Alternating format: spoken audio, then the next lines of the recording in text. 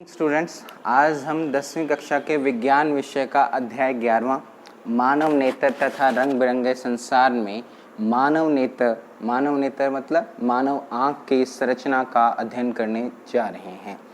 मानव नेत्र क्या है? मानव नेत्र 5 संवेदी अंगों में से एक ऐसा संवेदी अंग है जो हमें अपने चारों ओर की वस्तुओं को दिखाने में हमारी सहायता करता है। तो चलिए, हमारे 5 संवेदी अंग आप पूछ रहे होंगे तो पहले कैसे याद रखें? आँख है, कान है, नाक है, जीवा है और साथ में नीचे त्वचा। ये 5 संवेदी अंगों में से एक संवेदी अंग क्या है? हमारा मानव नेत्र है।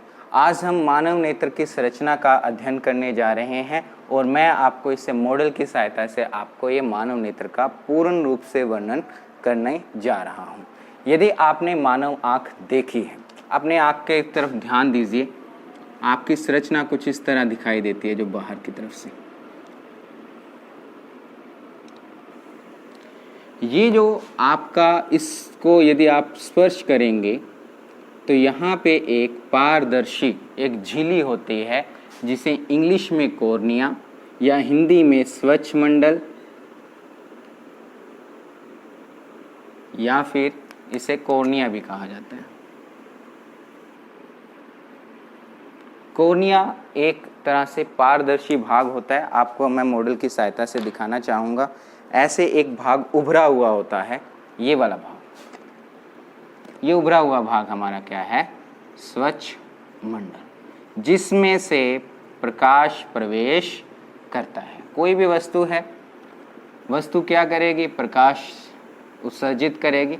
वो प्रकाश सबसे पहले हमारी आँख का जो पारदर्शी वाला भाग है, जिसे हम स्वच्छमंडल कह रहे हैं, वहाँ से प्रवेश करता है। प्रवेश करने के बाद अब आप ये पूछेंगे, मैं हायर स्टडी को इसमें ध्यान में नहीं दे रहा, ऐसे तो क्रोइड होता है, क्रोइड सेक्लेरेटिक रीजन। क्रोइड रीजन हमारा जो है, ये आपकी आँख का ये वाला भाग जो है, सिर्फ जो भाग आपको दिखता है, ये वाले भाग को तो हम क्रोइड रीजन बोलते हैं और जो रिमेनिंग भाग है, इस भाग को हम स्क्लेरोटिक रीजन बोलते हैं। ये हायर क्लासेस में हम सारा कुछ सीक्वेंस वाइज पढ़ेंगे, स्क्लेरोटिक रीजन। बट अभी के लिए आपने ये याद रखना है 10वीं कक्षा के अध्ययन के लिए कि सबसे पहले आँख में जब भी प्रकाश प्रवेश करता है तो एक उभरा हुआ पारदर्शी भाग उसे घेरता है जिसमें से प्रकाश प्रवेश करता है। इस पारदर्शी भाग को हम क्या कहते हैं? कॉर्निया या स्वच्छमंडल। इसके बाद आगे बढ़ते हैं। कॉर्निया के बाद ऐसा क्या है? कॉर्निया के बाद यहाँ पर ये इस तरह की एक संरचना होती है, मांसपेशीय संरचना है ये, जिसे हम परितारिका या आइरिस कहते हैं। आप आइरिस भी लिख सकते हैं। आइरिस इंग्लिश में कहते हैं, हिंदी में भी इसे आइरिस बोल सकते हैं। यह एक मांसपेशीय संरचना है। मांसपेशीय संरचना के कारण यह चीज़ फैल भी सकती है और सिकुड़ भी सकती है। फैलने और सिकुड़ने के कारण बीच में जो गैप होता है, ये वाला जो गैप है, ये बीच में यदि ये फैलेगा तो ये गैप कम हो जाएगा। तो गैप कम होना, ये बीच की जो जगह है जो किसके द्वारा नियंत्रित की जा रही है? परितारिका के द्वारा नियंत्रित की जा रही है, जिसे हम क्या कहते हैं? पुतली कहते हैं। पुतली पेपर में पूछा जाता है प्रकाश को नियंत्रित कौन करता है, तो बहुत सारे बच्चे कहते हैं पुतली नियंत्रित करती है। ये गलत है। पुतली को नियंत्रित कौन कर रहा है? परितारिका या आइरिस। जब ये फैलेगी तो परितारिका का, पुतली का आकार बदल जाएगा। जैसे परितारिका फैली तो पुतली का आकार कम हो गया। कम मतलब एक बीच की जगह है, परितारिका के बीच की जगह है। जैसे फैलेगी तो बीच की जगह कम हो जाएगी। यदि ये सिकुड़ेगी तो बीच की जगह ज़्यादा हो जाएगी। जैसे जगह कम ज़्यादा हो रही है, उसी कारण यदि जगह ज़्यादा होगी तो ज़्यादा प्रकाश प्रवेश करेगा, यदि जगह कम है तो कम प्रकाश प्रवेश करेगा। तो इस पुतली को नियंत्रित कौन कर रहा है? इनडायरेक्टली यदि हम अप्रत्यक्ष रूप में कहें तो परितारिका नियंत्रित कर रही है। तो प्रकाश को नियंत्रित कौन करता है? तो याद रखें कौन करता है। तो बहुत इंपॉर्टेंट बात है कि प्रकाश को नियंत्रित किससे किया जाता है? तो पुतली नहीं करती, परितारिका नियंत्रित करती है। पुतली के आकार को भी नियंत्रित कौन करती है? परितारिका। तो बड़ा सिंपल सा आंसर है। चलिए आगे बढ़ते हैं। इसके बिल्कुल बाद में आपको यहाँ पे कहाँ पे दिखाई देती है परितारिका? यहाँ पे सबसे बाहर वाला भाग जो ये है, यहाँ ये वाला भाग, ये आपका परितारिका है। काला सा रंग का भाग होता है जिसे क्रोइड रीजन का पहला भाग बोलते हैं, ये परितारिका है। परितारिका को आइरिस भी बोला जाता है, जो प्रकाश को भी नियंत्रित करती है और पुतली को भी नियंत्रित करती है। पेपर में बहुत बार क्वेश्चन आता है कि प्रकाश को नियंत्रित कौन करता है, तो पुतली के आकार को भी नियंत्रित कौन करती है? परितारिका। और यदि परितारिका अपने आकार को बदलेगी तो पुतली बदलेगी, पुतली बदलेगी तो प्रकाश को नियंत्रित करती है। तो पुतली में प्रकाश को नियंत्रित करने वाले अंग का नाम क्या है? आइरिस है। आगे बढ़ते हैं। चलिए, इसके बाद तुरंत बाद यहाँ पर एक पारदर्शी लेंस होता है। इस पारदर्शी लेंस ये प्रोटीन से बना होता है। ये प्रोटीन से बने होने जालीदार होता है, मतलब एक तरह से रेशे फॉर्म में होता है। ये पारदर्शी होता है, जालीदार होता है, बीच में कठोर होता है, ठोस होता है थोड़ा सा, बीच में सॉफ्ट होता है। ये ऐसे याद रख लें, कोमल होता है। गलत बोल गया था, पहले कोमल होता है और कॉर्नर पे थोड़ा सा हार्ड होता है। इसके कारण ये फैलता है। फैलने के कारण यहाँ पर इसकी फोकस दूरी बदलती है। ये कौन सा लेंस है? तो एक उत्तल लेंस है। इंग्लिश में इसे डबल कन्वेक्स लेंस बोलेंगे। इसका आम भाषा में उभयोत्तल लेंस भी बोलते हैं इसे। उभरा का मतलब उभर रहा है। कितने लेंस है? उत्तल लेंस है, तो दोनों तरफ उत्तल लेंस है, तो उभयोत्तल लेंस। आगे बढ़ते हैं, स्टार्टिंग करते हैं जो बहुत इंपॉर्टेंट भाग है, जो इन दोनों के बीच में सबसे पहला भाग जो था कॉर्निया या स्वच्छ मंडल, और ये आपका जो नेत्र है, नेत्र का जो लेंस है, इनके बीच में एक द्रव्य भरा होता है, एक तरह से जो इसके आकार को भी नियंत्रित कर रहा है। यहाँ पे एक जो द्रव्य भरा हुआ है, इस द्रव्य का नाम आप कौन सा द्रव्य है? तो याद रखें, नेत्रोद। नेत्रोद क्या होता है? स्वच्छ मंडल तथा लेंस के बीच में एक द्रव भरा होता है, जलीय द्रव्य भी बोल सकते हैं आप, जल के रूप में होता है। इसे इंग्लिश में एक्वस ह्यूमर बोलते हैं।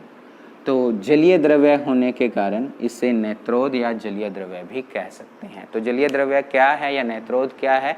लेंस, पारदर्शी लेंस और स्वच्छ मंडल के बीच में जो द्रव्य भरा होता है उसको हम क्या कहते हैं? नेत्रोद कहते हैं। तो अभी तक जो पढ़ाया मेरे ख्याल से आपको समझ आ गया होगा। नेत्रोद क्या है, स्वच्छ मंडल क्या है, पारदर्शी भाग है, उभरा हुआ होता है।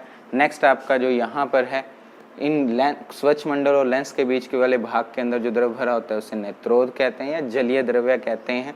पुतली को नियंत्रित कौन करता है? परितारिका या आइरिस।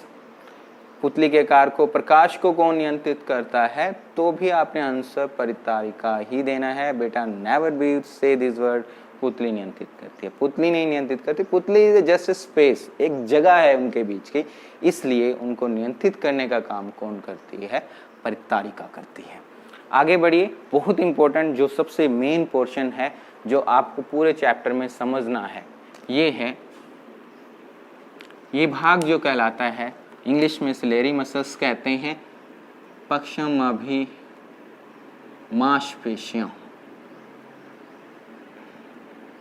बहुत इंपॉर्टेंट है। और इसके साथ आप यदि ये लिगामेंट से याद कर पाएं, सस्पेंसरी, इंग्लिश में भी यही लिख दें, लिगामेंट।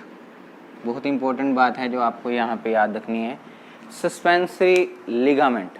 ये दोनों चीज़ें ही बहुत इंपॉर्टेंट है। यदि आप इसको याद कर लिया तो पूरा टॉपिक समझ आ गया और आपको निकट दृष्टि दोष, दूर दृष्टि दोष सारे याद हो जाएंगे। अब कैसे याद होंगे? तो हम स्टार्ट करते हैं।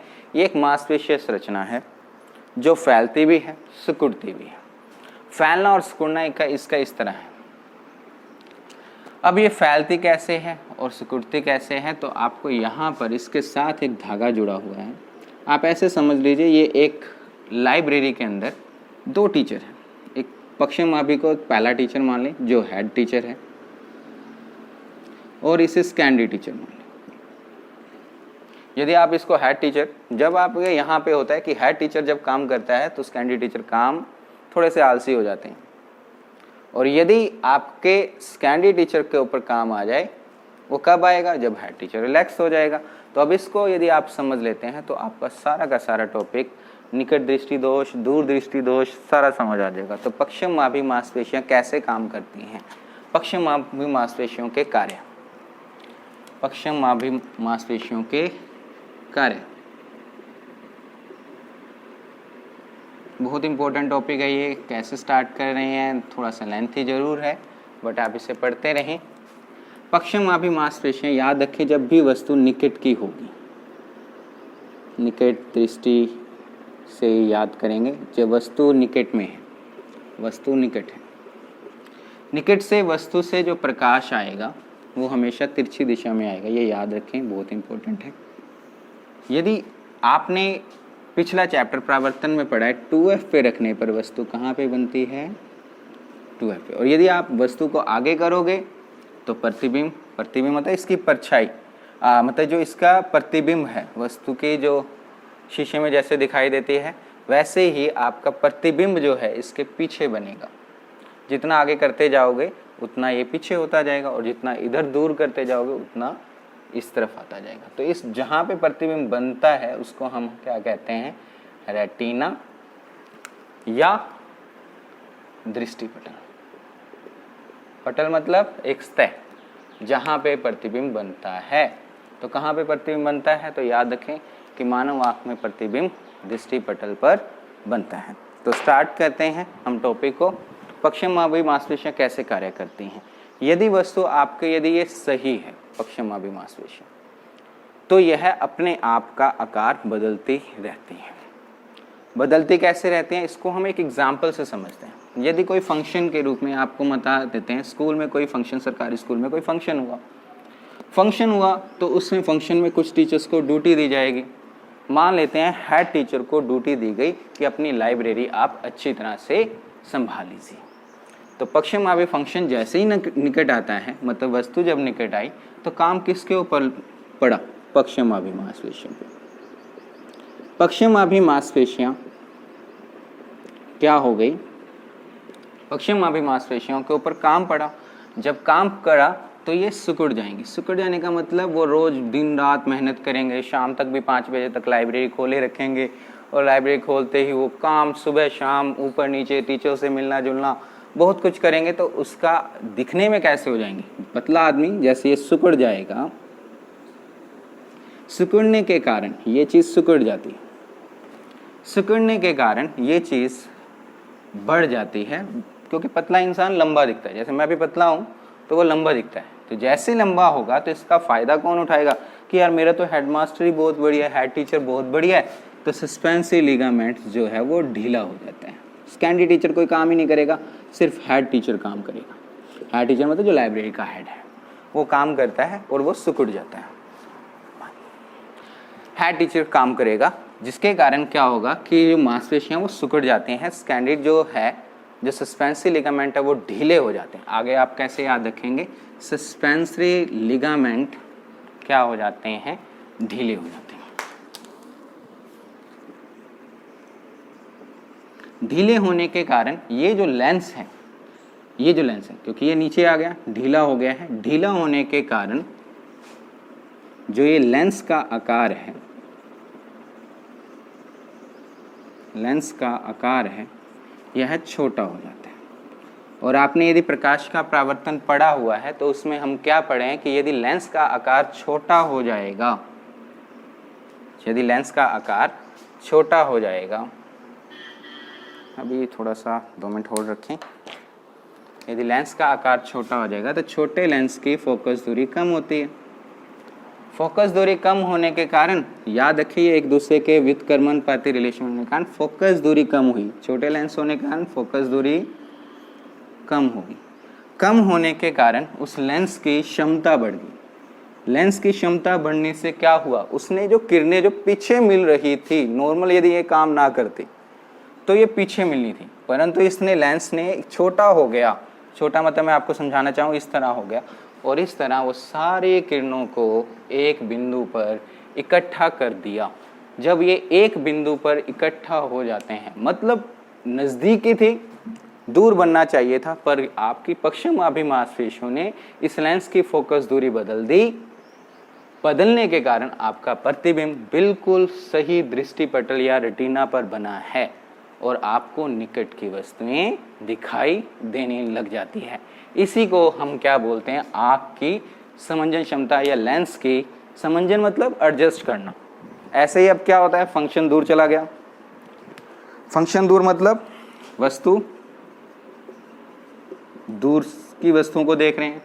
ये याद रखें, दूर से वस्तुएं हमेशा प्रकाश, हमेशा जैसे सूर्य से प्रकाश आता है क्योंकि वो बहुत दूर है, समांतर रेखाओं में आएगा। दूर की वस्तुओं को देखते हैं तो पश्चिमाभि मांसपेशियां फैल जाती हैं। फैल जाएंगे तो फैलने का मतलब रिलैक्स हो जाएंगे। रिलैक्स इंग्लिश में बोल देते हैं, फेल नहीं, फैलना। वो रिलैक्स हो जाएगी कि मेरा तो भाई फंक्शन चला गया, बहुत बढ़िया हुआ, प्रिंसिपल ने बड़ी प्रेस की, लाइब्रेरी बहुत अच्छी थी, तो ये रिलैक्स हो जाएंगे। रिलैक्स होने के कारण वो कहते हैं सर मुझे तो 4 दिन की छुट्टियां चाहिए, तो वो रिलैक्स हो गए। रिलैक्स होने के कारण पता चला कि थोड़े दिनों में कि उस लाइब्रेरी का दोबारा विजिट है, तो फिर काम किसके ऊपर पड़ जाएगा, स्कैंडी टीचर या सस्पेंसी लिगामेंट पे पड़ेगा और उसके ऊपर टेंशन से बढ़ जाएगी, खिंचाव पड़ेगा। खिंचाव पड़ने के कारण ये लेंस का आकार बढ़ जाएगा। लेंस का आकार बढ़ेगा, क्यों बढ़ा, जब उसने लेंस का आकार बढ़ाया कैसा था, देखिए ये लेंस था, दूर से रेखाएं आ रही थी क्योंकि वस्तु हमारी दूर पड़ी है, तो यदि इधर से दूर है तो इधर से ये दृष्टिपटल से पहले ही मिल जाएगा।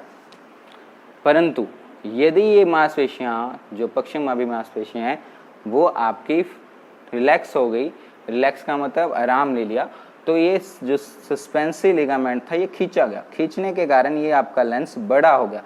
लेंस बड़े होने के कारण इसके बिल्कुल उल्टा चलते जाइए, सस्पेंसी लिगामेंट के ऊपर स्ट्रेस पड़ा, तनाव पड़ा।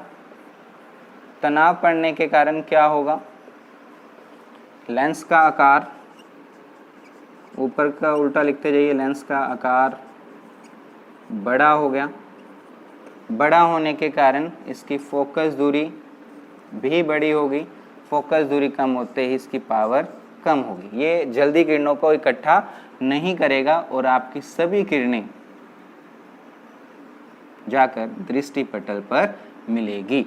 इसका मतलब लेंस की फोकस दूरी कौन बदल रहा है, तो पश्चिमाभि मांसपेशियां, और वह इस तरह बदलता है कि वह नजदीक और दूर की वस्तुओं को प्रॉपर एक दृष्टिपटल पर